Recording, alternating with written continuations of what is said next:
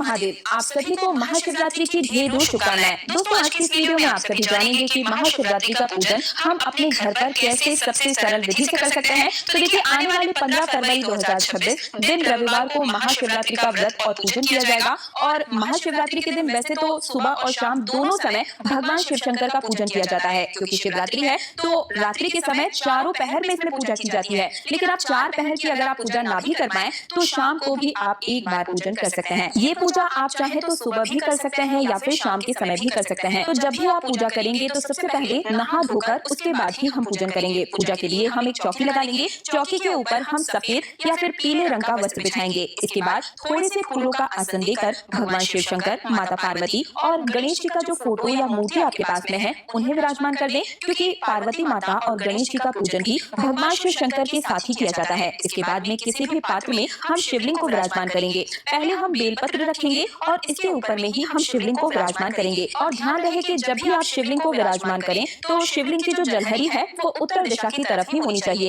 इस बात का आप खास रूप से ध्यान रखिएगा। तो उत्तर दिशा की तरफ जलहरी करके हम शिवलिंग को विराजमान कर देंगे और इसके बाद देसी घी का दीपक जलाएंगे। हाथ जोड़कर भगवान शिव शंकर, माता पार्वती के सामने प्रार्थना करेंगे कि हे भगवान, आज मैं आपके निमित्त ये व्रत रख रही हूँ, पूजन करने जा रही हूँ या कर रहा हूँ। आप मेरी इस पूजा को स्वीकार कीजिए और कोई गलती रह जाए तो मुझे क्षमा कीजिए और मेरी मनवांछित इच्छा को पूर्ण कीजिए। ऐसा संकल्प करने के बाद में अब हम पूजा शुरू करेंगे। तो सबसे पहले हम जल के छींटे लगाकर भाव रूप से माता पार्वती, भगवान शिव शंकर और गणेश जी के फोटो को स्नान करा देंगे, क्योंकि फोटो पर जल के छींटे ही लगाए जाते हैं। और जो शिवलिंग है इनका हम अभिषेक करेंगे। महाशिवरात्रि के दिन शिवलिंग के अभिषेक का बहुत ज्यादा महत्व होता है। तो दोनों समय आप हो सके तो शिवलिंग का अभिषेक जरूर ही कीजिएगा। और 2 टाइम अगर ना भी कर पाए तो कम से कम एक टाइम पर तो जरूर ही करना चाहिए। शाम को जरूर करना चाहिए, क्योंकि प्रदोष काल में शिवलिंग के अभिषेक का सबसे ज्यादा महत्व होता है। तो यहाँ पर हम जल से अभिषेक कर देंगे। इसके बाद में हम पंचामृत में दूध, दही, घी, शक्कर, इन 5 चीजों को मिलाकर इससे अभिषेक करेंगे। पंचामृत ना हो तो आप कच्चे दूध से भी अभिषेक कर सकते हैं। और देखिए, पंचामृत और कच्चा दूध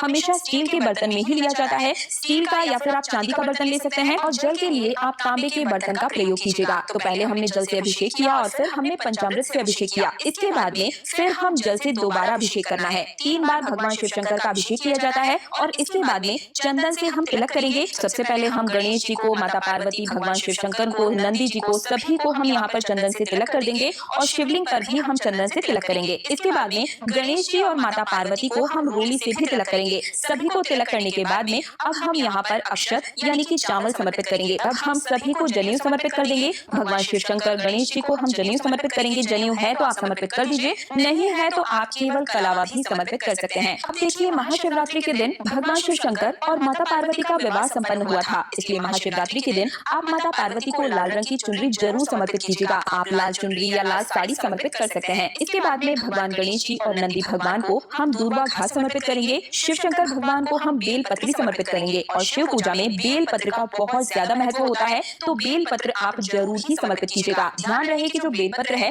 वो कहीं से भी खंडित नहीं होनी चाहिए। बेल पत्र के तीनों पत्तों के ऊपर हम चंदन से तिलक कर देंगे। और बेल पत्र की जो चिकनी साइड होती है उसी तरफ से हम शिवलिंग को स्पर्श कराते हुए हम बेलपत्र समर्पित करेंगे। तो आप चाहें तो 2, 5, 9, 11, 51, 101, 108 जितने आपकी श्रद्धा और सामर्थ्य हो उस हिसाब से आप यहाँ पर बेलपत्र चढ़ा सकते हैं। इसके बाद में भगवान भोलेनाथ की जो सबसे प्रिय चीजें होती हैं वो हम चढ़ाते हैं। तो यहाँ पर हम भगवान भोलेनाथ के सबसे जो प्रिय फूल है, सफेद रंग के फूल अगर आपको मिल जाए इस दिन तो जरूर समर्पित कीजिएगा, क्योंकि भगवान भोलेनाथ को सफेद रंग अति प्रिय है। सफेद रंग का ना भी मिल पाए तो लाल, पीला, गुलाबी जो भी फूल आपको मिल जाए वो आप भगवान भोलेनाथ को समर्पित कर सकते हैं। फिर हम भगवान भोलेनाथ की और भी जो प्रिय चीजें हैं वो चढ़ाएंगे, जैसे कि भांग, धतूरा, मदार, शमी पत्र जो भी आपको मिल जाए इस दिन भगवान भोलेनाथ को जरूर समर्पित कीजिएगा। उन्हें बहुत ही ज्यादा प्रिय है, तो इन सभी को हम शिवलिंग पर समर्पित कर देंगे। वैसे तो ये सभी चीजें आपको शिवरात्रि के दिन मंदिर के सामने बड़ी ही आसानी से मिल जाएगी। और अगर ना भी मिल पाए तो आप ये मत समझिएगा कि आपकी पूजा संपन्न नहीं हुई है।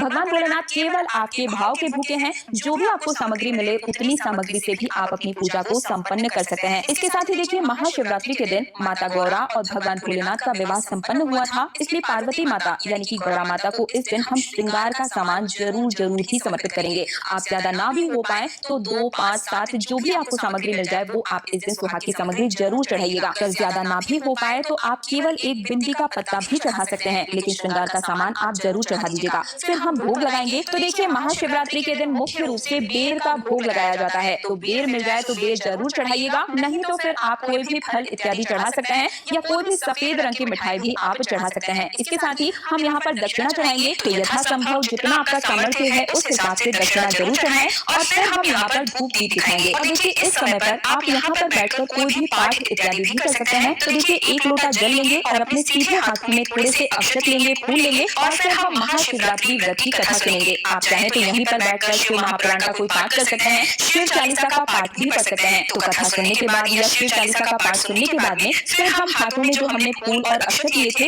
वो हम शिवलिंग पर चढ़ा देंगे। तो इस तरीके से हमारी जो कथा है वो पूर्ण हो जाएगी और इसके बाद हम आरती करेंगे। तो जो दीपक हमने जलाया था उसी से हम आरती करेंगे, बहुत ही प्रेम पूर्वक। सबसे पहले भगवान श्री गणेश जी की आरती करेंगे और फिर हम भगवान भोलेनाथ माता पार्वती की आरती करेंगे। आरती करने के बाद में अपने दोनों हाथों को जोड़कर पूजा में रही कमियों के लिए क्षमा याचना करेंगे और अपनी मनोकामना को पूर्ण करने के लिए भगवान से प्रार्थना करेंगे। और फिर अपने हाथों में थोड़ा सा जल लेकर 3 बार चौकी के ऊपर से फिराकर अपने दोनों हाथों को जोड़ लेंगे। इस तरीके से जो हमारी पूजा है शिवरात्रि की पूजा वो संपन्न हो जाएगी। इस तरीके से हमें पूजा करनी